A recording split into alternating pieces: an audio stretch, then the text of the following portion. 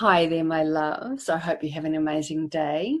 So I'd really like to speak with you guys about discernment for a moment if I can, because I am seeing so many examples of where we are really not exercising discernment, both in the physical and in the spiritual realms when we should be.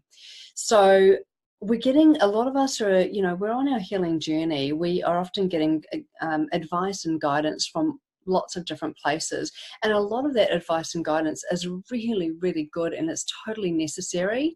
But I'm also seeing examples where people are blindly following the advice of some teachers or some teachings, and also from our unseen friends.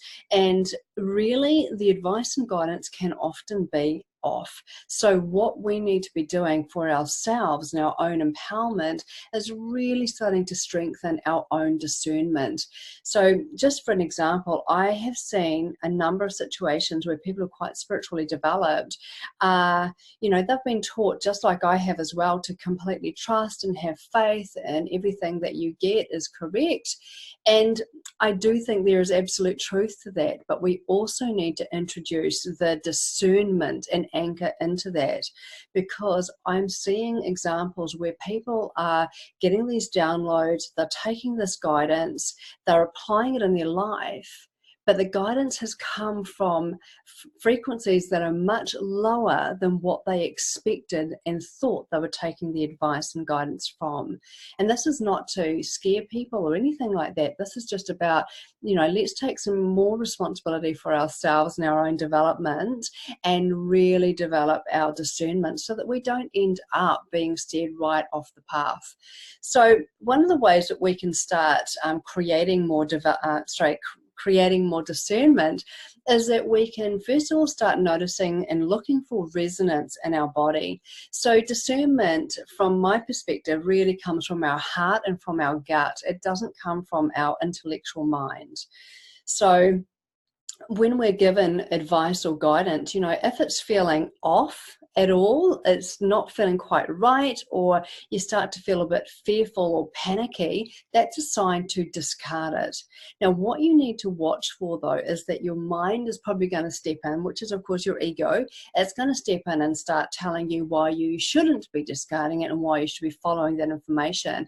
When that happens, just take a step back and just ask yourself, is that guidance coming from my intellectual mind, or is it coming from my heart and from my intuition? Because if it's coming from your mind, I would still discard it, because it's probably coming from your actual ego. If it doesn't sit right with you and doesn't sit well with you, you're not supposed to be following it. Now, what you do need to look for is that resonance and alignment in your body. When advice or guidance or wisdom has come to you from higher vibrational frequencies, it's going to come with a calmness with it. It will feel right in your body. You'll feel a inner peace that you don't normally get if the information is off.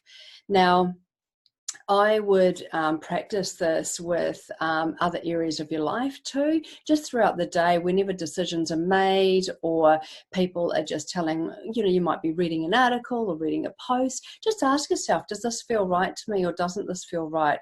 And you'll start to really sharpen and refine your discernment tools. Ultimately, our body is our greatest tool for discernment.